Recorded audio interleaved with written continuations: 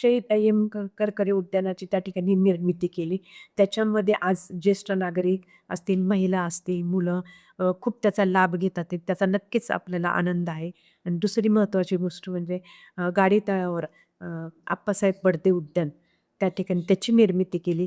त्या भागामध्ये गाडीतळ परिसरातील अनेक लोक त्या ठिकाणी त्याचा लाभ घेतात आहे. म्हणजे कुठलाही प्रोजेक्ट करायचं म्हटलं, जसं तुम्ही मगाशी म्हटले, की ह्याला विरोध झाला, त्याला विरोध झाला. विरोध करणं हे खूप सोपं आहे.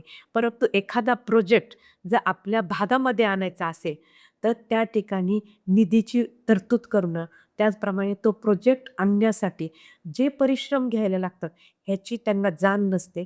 त्यामुळे हे महत्त्व आपल्याला माहिती आहे. त्यामुळे नक्कीच जे काही आत्तापर्यंत आपल्या प्रभागामध्ये असेल, शहराच्या माध्यमातून जे काही कामं झाली, तर निश्चितच त्याच्यामध्ये मी समाधानी आहे. रोकठोक महाराष्ट्राला सबस्क्राईब करा आणि बेल आयकॉनवर क्लिक करायला विसरू नका.